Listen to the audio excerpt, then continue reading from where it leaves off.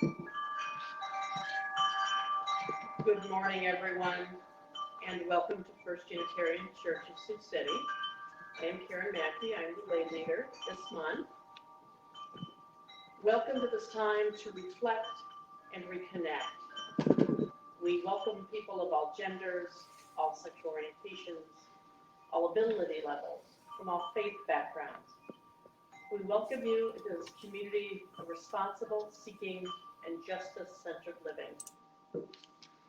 We especially welcome you today because you are taking the extra effort to attend this from your home, and we know that that is an extra effort.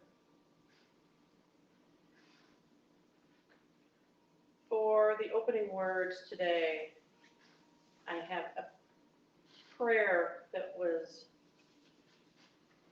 said earlier this week at a local community meeting of Native people and our allies in Kashala. We pray for all people suffering at this difficult time. We pray for healthcare workers, especially those working in the front lines of this disease. We pray for our parents who are now faced with the added responsibility of being school teachers, besides all their other burdens. We pray for our children whose lives have been completely changed. We pray for our homeless, for whom life is now even more difficult because the closure of so many facilities, like the public library and the Urban Native Center, because of that, they have nowhere to go to get out of the rain, to get a drink of water. Even finding a place to go to the bathroom is difficult. We pray for our elders that they may be safe at this difficult time. We pray for everyone who has lost their job or for whom their pay has been decreased. We pray for our leaders. May they make wise decisions. We pray for all of us to make wise decisions. People's lives depend on our choices now. We pray for those with COVID-19 and their families. May they have strength. We pray for those who have died from COVID-19 and their families. May they know peace. This is a difficult time, but we are strong. We are a strong, resilient people. May we continue to help those we can, and may we spend this time to bond with our families. May it be so. I hope. So now is the time for us to light the chalice.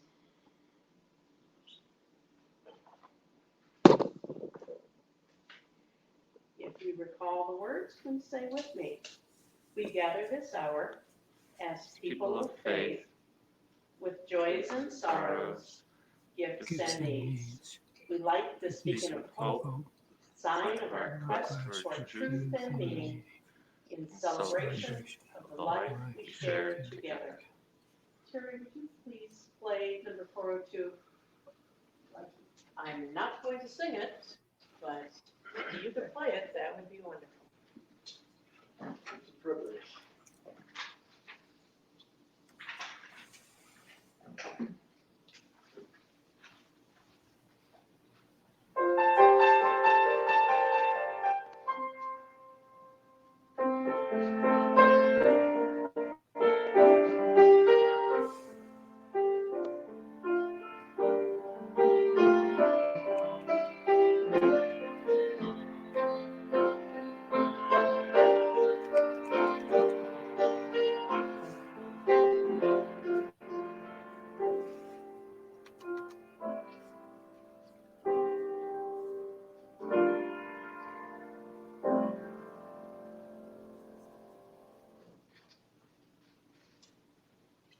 Start by lighting a couple of candles.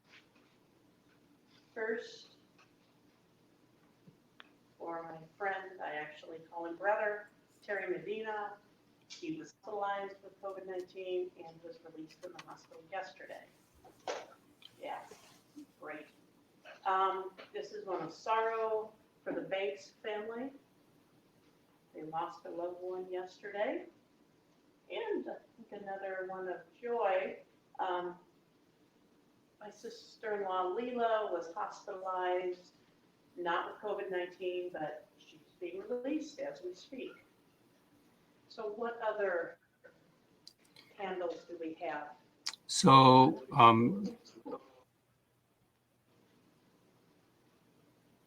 Go ahead.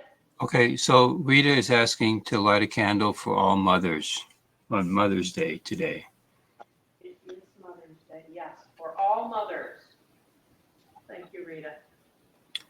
And Corey Cantrell is asking to light a candle for her daughter-in-law who is having pregnancy complications. Oh my, yes, for her daughter-in-law, may her pregnancy complications be resolved and may the remainder of the pregnancy go well. And Shannon is asking for a candle to be lit for a student of hers who is fighting for her life. Oh my. May Shannon's student recover and do well. And I'd like to have you light a candle for Hung Cook, whom many people know, Yes. who passed away from the virus. Cook, who we lost, she died from COVID-19. She was an amazing person in this community who did so much for the Asian people here. She translated for them, she advocated for them, she was a leader literally for decades in this community. Terry, you have a candle to light? Yes. I'd like to light a candle of thanks.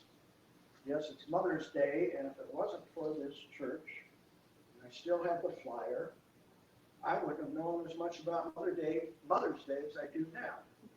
Unfortunately, I left the flyer at home, but I do know where it is. The other thing is a candle of understanding. When I'm hearing all this stuff being said, I live in a neighborhood that goes, well, I think this stuff's kind of fishy to me. And I get torqued. What is going on makes me very edgy and very, I'm sorry to say nasty, very fast. So I said to this lady with a beautiful new daughter, I said, why don't you go over and hug someone at Seaboard Triumph if you think this is real fishy? I'm not happy with that kind of attitude, but it needs to be pointed out. And it's a scary time to be in. So, but my power greater than myself believes the answers will come, but in his time. And I don't need to act a fool, but boy, it's hard. And thank God for this spot.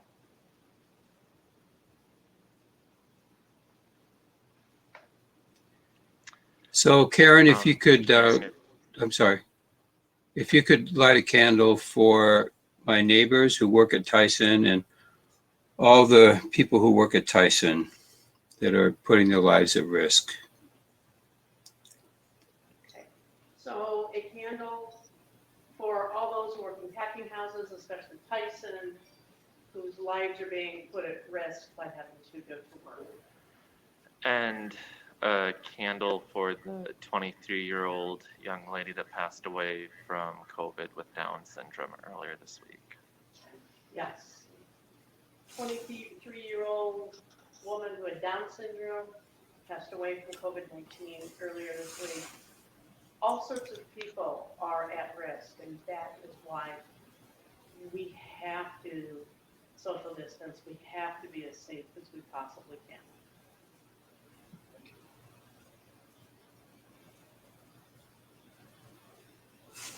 Any other candles? Yeah, there's one more from Shannon. Please light a candle of gratitude for Carter and others who are testing residents for COVID-19. Okay. A candle of gratitude from Shannon for, I didn't hear all that. For Carter and others who are testing Yeah. Okay. And by the way, everybody can hear me too, Karen. Okay. So yes, for people like Carter, who are working to test people, COVID-19, putting themselves on the front line literally every day, light this candle. Are there any other candles? No others on the list here. Okay. I would then light one final candle for joys or sorrows that remain unspoken, but that may be thought of in silence. And now we will have a moment of silent meditation.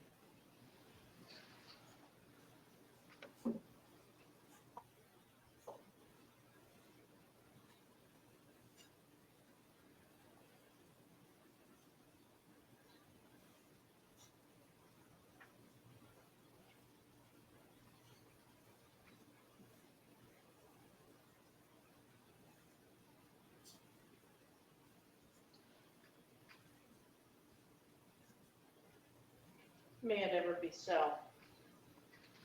Now is the time in the service when I remind you of the importance of sharing the money that you have with the church's ministry. Now it is more important than ever that we pay our pledges. You can send them to 2508 Jackson Street. That is the church's address. Again, 2508 Jackson Street. And please do consider including some money for change, and please mark that appropriately so that it goes into the right pot of money. Change for change is especially important at this difficult time because people have so many needs in our community, and your change will make a difference. It really will. So can I add something there? Very much. Karen, I want to add something. So we're in the process of trying to get a button on the website so that people can make donations. And also, I don't know if Carter, if you got the message, but we're having some problems with the volume. So if you could put that microphone up so Karen can talk into the microphone, that would help. All right. Thank you.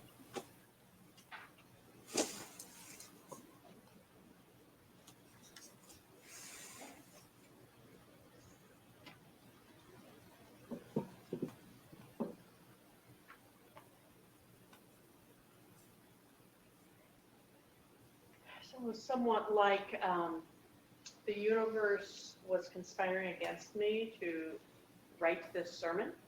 But I want to, because you'll notice I'm on my iPad. We couldn't print anything out at my house. Don't know why. That just wasn't working this morning. So I want to start with a reading called Choices by Marcia Stannard. Yesterday, there were fewer cars at the arrival dock at the Portland airport than there were dogs walked on my block. Yesterday, a friend reported a clandestine meeting, a walk with her elderly mother, careful to keep a 6-foot distance as they strolled together in the sunshine. Yesterday, schools were closed and bars and restaurants. We no longer gather laughing in bustling crowds of strangers who might become friends. But today, people in Italy sang together out of their balconies. Meals on Wheels drivers put bags of food on doorknobs, backed up 6 feet, and waited to see if the seniors were okay.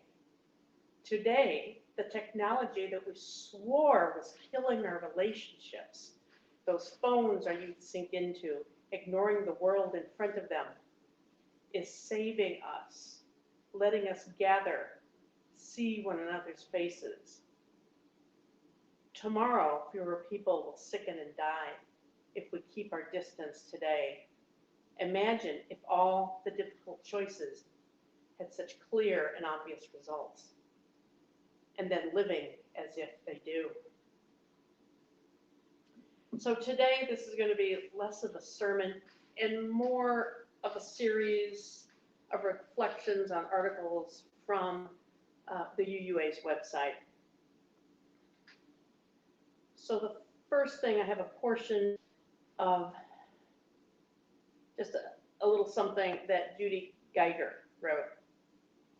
We can't turn back the clock to save lives, but maybe we can change our addiction to productivity that enables our leaders to fail us so tragically. Maybe we can change our habits of corporate consumption or unending growth of markets that leave small towns ruined. Maybe sustainability of markets and hearts and minds is more important than the wealth of 10 people on this globe.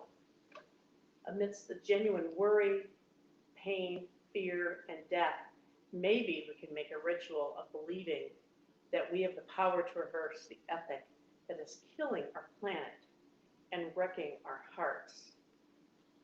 You know, one of the things that I have been thinking about through all of this is that the high price that brown and black people are paying during this pandemic.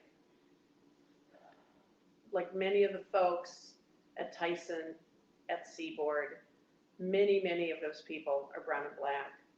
They're Asian Pacific Islanders, Hispanic, they're from Africa, from all over this world. They're new immigrants here, and they don't have the ability to social distance. They don't have the ability to work from home. They have to go to work. And you know, now with our governors reopening in the midst of the height of the pandemic, when people have to go back to work, if they choose for their own safety to not go back to work, they lose their unemployment. And a reading from Jenica Davis Hockett. It's entitled 3 Ways to Practice Resilience During This COVID-19 Pandemic. So the funny part of this, and you can go on the UUA's website and find her article. It is just hilarious, and I don't do it justice. At the beginning, she talks about how when her and her husband were living in Salt Lake City, she talked him into taking a class that was on, you know, a potential zombie apocalypse and how to be prepared. And she said, boy, those Mormons are prepared for stuff. And they got a booklet, and it had a funny title. And yes, they're talking about zombies, but it was how to prepare yourself for a natural disaster, for a pandemic, for all sorts of things. And when COVID-19 first erupted, the first thing she did was dug out that booklet that she'd gotten from them. And she said, yeah, no, I didn't do any of the things to prepare. I didn't have a year's supply of food, which, you know, good Mormons will do. She didn't do any of that. But there was a small nugget of it that she really found important. And so she posits that there are 3 components for trauma resilience. And this is a trauma we are going through. And they are agency, purpose, and self-reliance. So self-reliance, you know, if nothing else, this pandemic has already made it painfully clear how inextricably linked and interdependent we all are. She frames self-reliance as being able to tap into the deep-seated truth that you can figure this out. You can be resourceful. You can count on yourself, and that you are enough. She says it's more important to be centered and grounded than perfectly prepared, less prep, presence, as she put it. So you're better able to respond to issues with grace, calmness, clarity.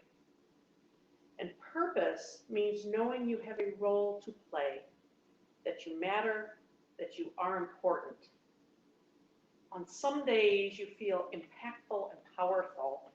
You want to make masks or take food to the aged or infirm. On other days, your purpose might be to shower and brush your teeth so that your housemates aren't repelled by you. In those days, it's important to remember that you are a spiritual being, having a human experience, and that your purpose does not rely on constantly doing for others. It is okay to be human, especially in the middle of this. It's enough just to survive. And agency is the knowledge that you have control over some things. So knowing what you have control over and knowing what you don't have control over. And then the ability to make your own choices. You can't control if others are social distancing. That doesn't mean that you can't try to influence the outcome, but sometimes it's futile. And tapping into your own agency means that you get to choose how you respond to things you have no control over.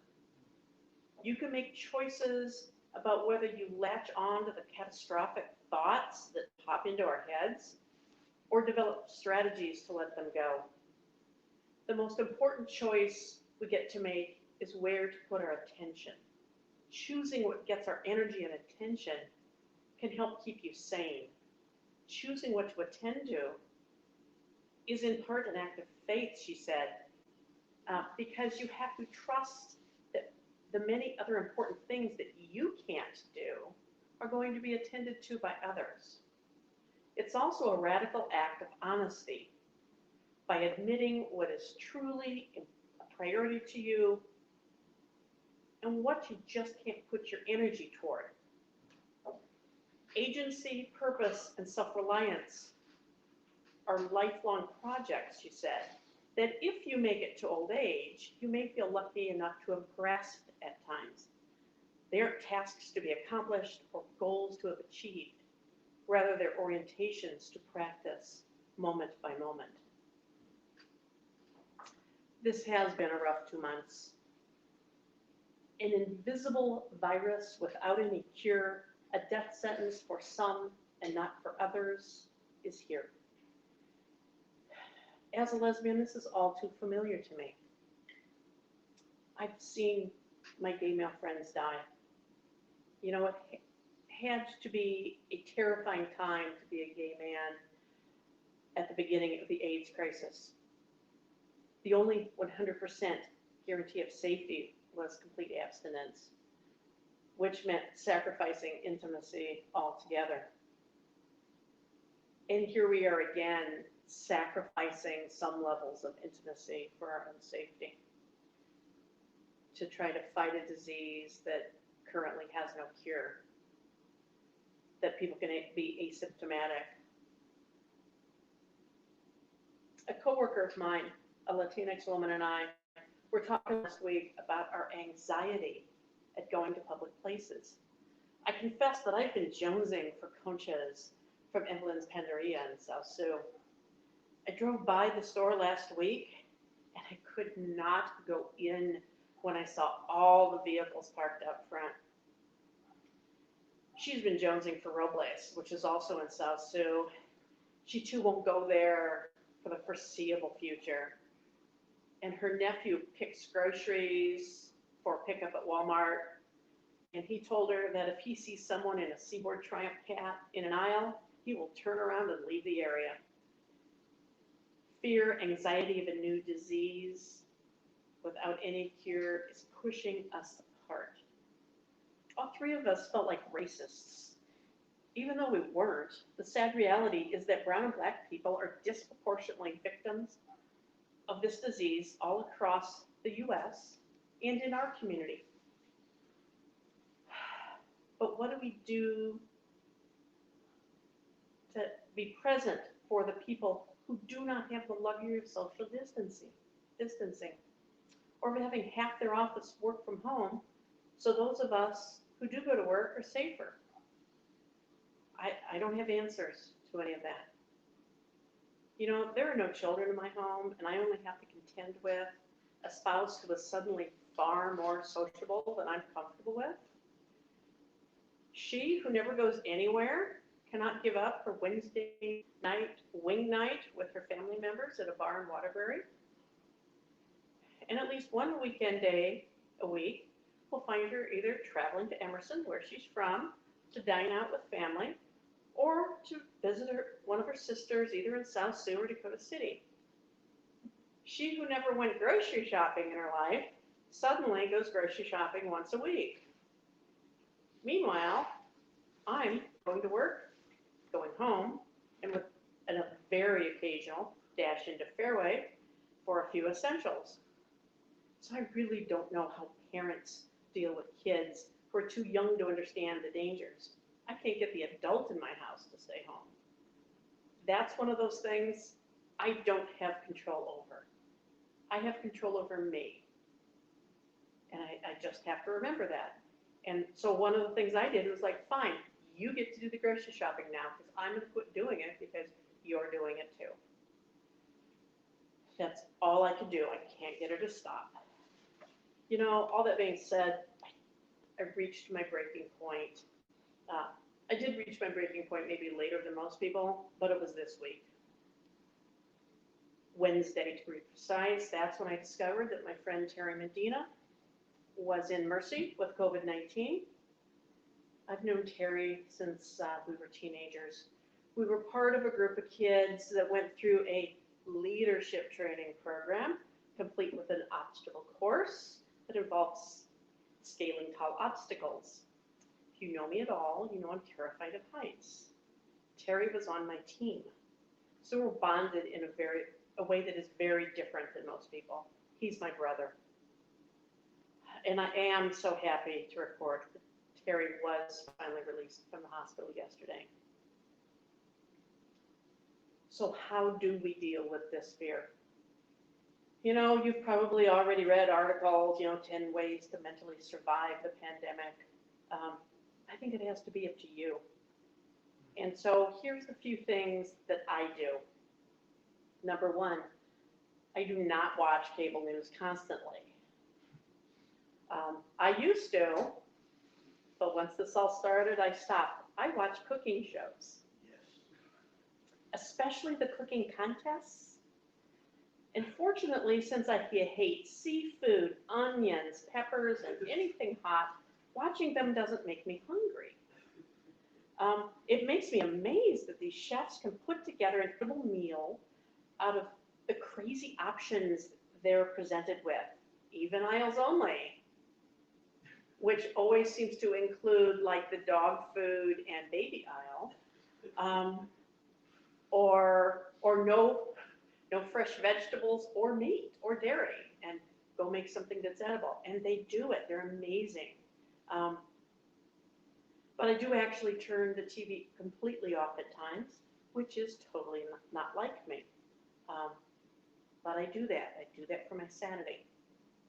I have a COVID-19 list of to-do items, things that I want to accomplish around the house, but I pace myself when I first set up the list. Like, I knew this was going to have to last at least 2 months, so I didn't rush out the first weekend and do everything. In fact, now what I've evolved into is I only work that list on the weekends. Still have gotten amazing things done. I hoard documents. I had 2 4-drawer file cabinets that were bursting at the seams. I had papers stacked on top of it.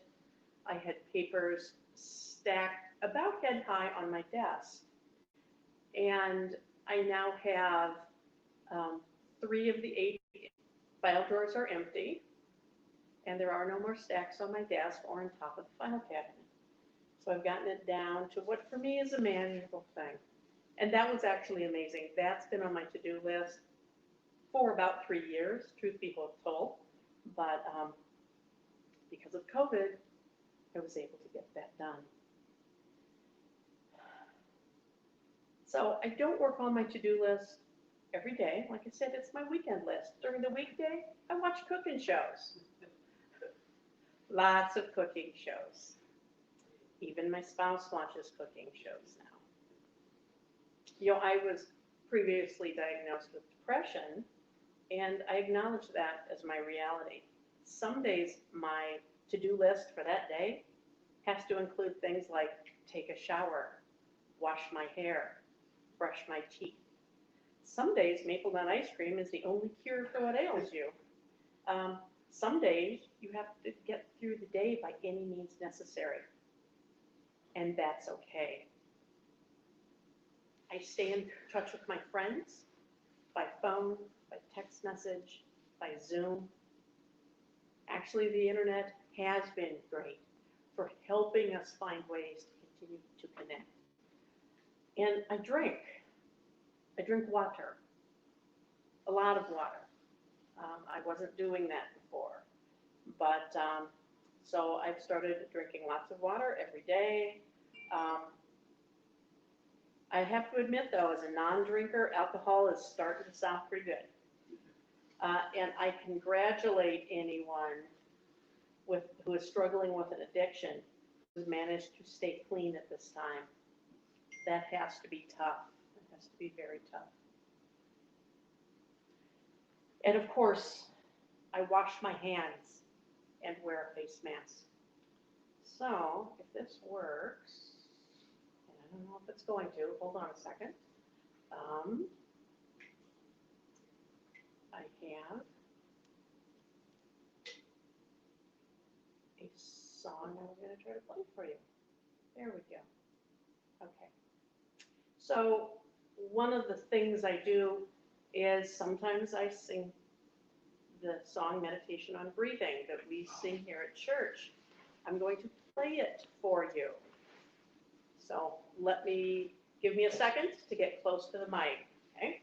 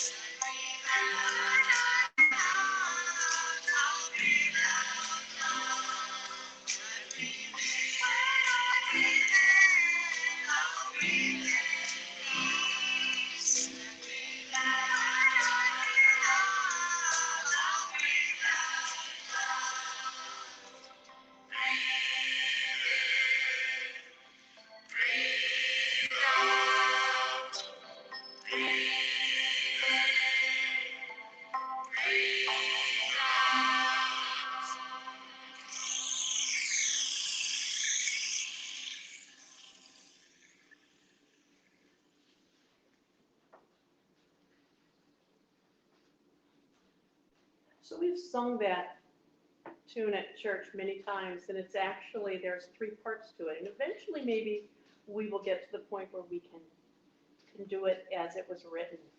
But that meditation helps me a lot to just think it in my mind, to sing it to myself, or to listen to it on these tiny little computers that we have strapped to us. They really are very, very, very handy. So for closing words today, I chose something called Our Community Knows No Boundaries, and it's adapted from a writing by Nancy Reed Mackey. Our community knows no boundaries.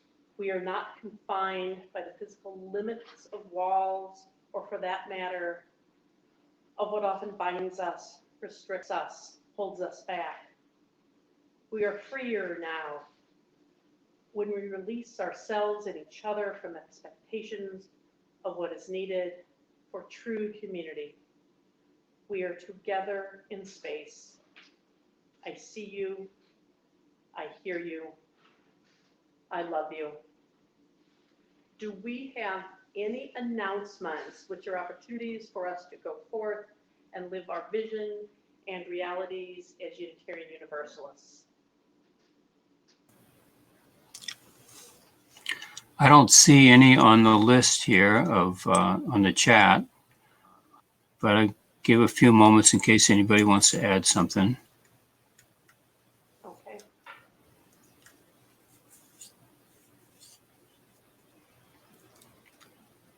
I would announce that after the service today, we will have a Zoom virtual coffee, and I've put in the chat the meeting ID and password.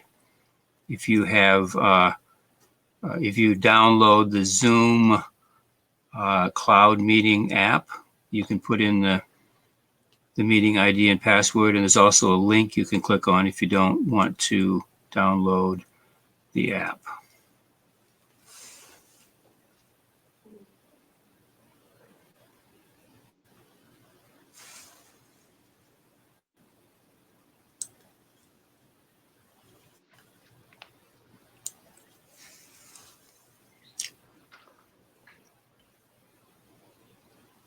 Okay, we extinguish this flame, but not the light of truth, the warmth of community, or the fire of commitment.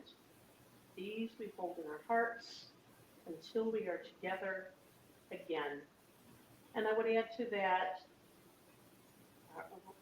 Reverend Amy Zucker Morgenstern wrote, "We are one. Never has it been more true than now.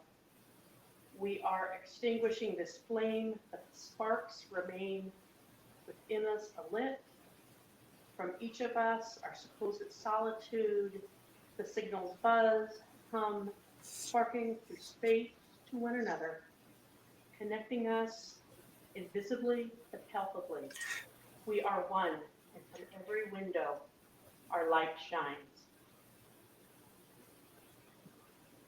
Terry, could you tell me the number that we medication we have on there? It's 1008.